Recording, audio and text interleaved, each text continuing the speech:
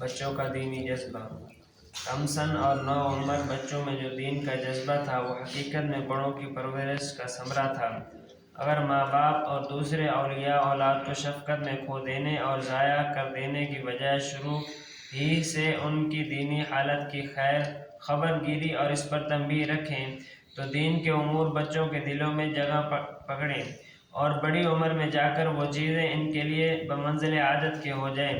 لیکن ہم لوگ اس کے برخلاف بچے کی ہر بری بات پر بچہ سمجھ کر چشم پوشی کرتے ہیں، بلکہ زیادہ محبت کا جوش ہوتا ہے تو اس پر خوش ہوتے ہیں اور دین میں جتنی کوتاہی دکھاتے ہیں اپنے دل کو یہ کہہ کر تسلی دیتے ہیں کہ بڑے ہو کر سب درست ہو جائے گا، حالانکہ بڑے ہو کر وہی عادات پکتی ہیں جن کا شروع ہی میں بیج بویا جا چکا ہے۔ آپ چاہتے ہیں کہ بیج چنے کا ڈالا جائے اور اس سے گہم پیدا ہو، یہ مشکل ہے۔ اگر آپ چاہتے ہیں کہ بچے میں اچھی عادتیں پیدا ہوں، دین کا اہتمام ہو، دین پر عمل کرنے والا ہو، تو بچپن ہی سے اس کو دین کے اہتمام کا عادی بنائیں۔ صحابہ کرام رضی اللہ تعالی عنہم اجمعین بچپن ہی سے اپنے اولاد کی نگہداشت فرماتے تھے اور دینی امور کا اہتمام کراتے تھے۔ حضرت عمر رضی اللہ تعالی عنہ کے زمانہ خلافت میں ایک شخص پکڑ کر لایا گیا جس نے رمضان میں شراب پی رکھی تھی اور روزے سے نہیں تھا۔ حضرت عمر رضی اللہ تعالی عنہ نے ارشاد فرمایا کہ تیرا ناس ہو، ہمارے تو بچے بھی روزہ دار ہیں۔ فائدہ یعنی تو اتنا بڑا ہو کر بھی روزہ نہیں رکھتا۔ اس کے بعد اس کے 80 کوڑے شراب کے سزا میں مارے اور مدینہ منورہ سے نکل جانے کا حکم فرمایا۔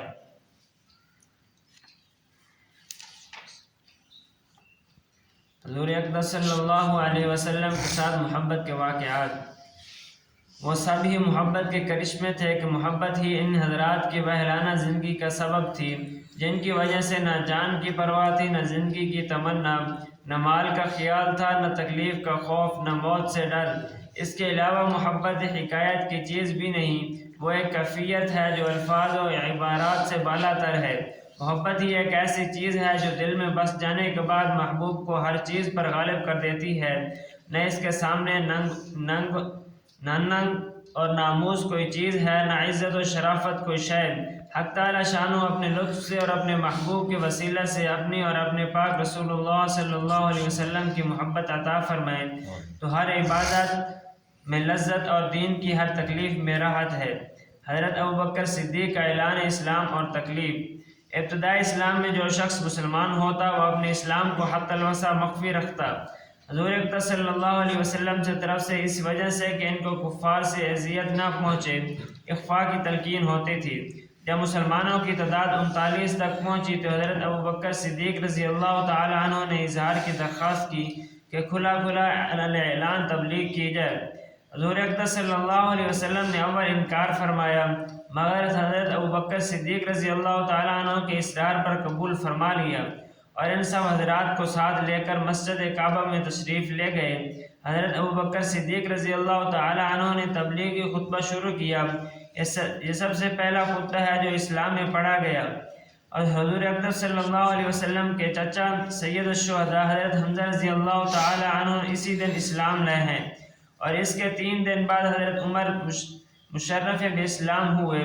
خطبہ کا شروع ہونا تھا کہ چاروں طرف سے کفار و مشرکین مسلمانوں پر ٹوٹ پڑے۔ حضرت ابوبکر صدیق کو بھی باوجود مکہ مکرمہ میں ان کے عام طور سے عظمت و شرافت مسلم تھی، اس قدر مارا کہ تمام چہرہ مبارک خون میں بھر گیا، ناک کان سب لہولہان ہو گئے تھے، پہچانے نہ جاتے تھے کہ جوتوں سے لاتوں سے مارا، پاؤں میں روندا اور جو نہ کرنا تھا وہ سب کیا۔ حضرت ابوبکر صدیق رضی اللہ تعالی عنہ بے ہوش ہو گئے۔ بنو تمیم یعنی ابوبکر صدیق کے قبیلہ کے لوگوں کو خبر ہوئی، وہ وہاں سے اٹھا کر لائے۔ کسی کو بھی اس میں تردد نہ تھا کہ حضرت ابوبکر صدیق رضی اللہ تعالی عنہ اس وحشانہ حملے سے زندہ نہ بچ سکیں گے۔ بنو تمیم مسجد میں آیا اور اعلان کیا کہ حضرت ابوبکر صدیق کی اگر اس حادثہ میں وفات ہو گئی تو ہم لوگ ان کو بدلہ میں عتبہ بن ربیعہ کو قتل کریں گے۔ عتبہ نے حضرت صدیق اکبر رضی اللہ تعالی عنہ کے مارنے میں بہت زیادہ بدبختی کا اظہار کیا تھا۔ شام تک حضرت ابوبکر صدیق کو بے ہوشی رہی، باوجود آوازیں دینے کے بولنے یا بات کرنے کی نوبت نہ آئی تھی۔ شام کو آوازیں دینے پر وہ بولے تو سب سے پہلے لفظ یہ تھا کہ حضور اقدس صلی اللہ علیہ وسلم کا کیا حال ہے۔ لوگوں نے اس پر بہت ملامت کی کہ انہوں کے ساتھ کی بدولت یہ مصیبت آئی، اور دن بھر موت کے منہ میں رہنے پر بات کی تو وہ بھی حضور اقدس صلی اللہ علیہ وسلم ہی کا جذبہ اور انہی کے لائے لوگ پاس ہی کے اٹھ کر چلے گئے کہ بدلی بھی تھی اور یہ بھی آخر کچھ جان باقی ہے کہ بولنے کی نوبت آئی، اور آپ کی والدہ ام خیر سے کہہ گئے کہ ان کے کھانے پینے کے لیے کسی چیز کا انتظام کر دیں۔ وہ کچھ تیار کر کے لائی اور کھانے پر اصرار کیا، مگر حضرت ابوبکر صدیق رضی اللہ تعالی عنہ وہی ایک صدا تھی کہ حضور صلی اللہ علیہ وسلم کا کیا حال ہے، حضور صلی اللہ علیہ وسلم پر کیا گزری۔ ان کی والدہ نے فرمایا مجھے تو خبر نہیں کیا حال ہے۔ آپ نے فرمایا کہ ام جمیل حضرت عمر کی بہن کے پاس جا کر دریافت کر لو کیا حال ہے۔ وہ بیچاری بیٹے کے اس مظلومانہ حالت کی بے تابہ درخواست کو پورا کرنے کے واسطے ام جمیل کے پاس گئی اور محمد صلی اللہ علیہ وسلم کا حال دریافت کیا۔ وہ بھی عام دستور کے موافق اس وقت تک اپنے اسلام کو چھپائے ہوئے تھی۔ فرمانے لگی میں کیا جانوں کون محمد صلی اللہ علیہ وسلم اور کون ابوبکر۔ تیرے بیٹے کی حالت سن کر رنج ہوا، اگر تو کہے تو میں چل کر اس کی حالت دیکھوں۔ ام خیر نے قبول کر لیا، اس کے ساتھ گئی اور حضرت ابوبکر صدیق رضی اللہ تعالیٰ عنہ کی حالت دیکھ کر تحمل نہ کر سکیں، بے تحاشا رونا شروع کر دیا اور برکتداروں نے کیا حال کر دیا۔ اللہ تعالیٰ ان کو اپنے کی سزا دے۔ حضرت ابوبکر صدیق نے پھر پوچھا کہ حضور کا کیا حال ہے۔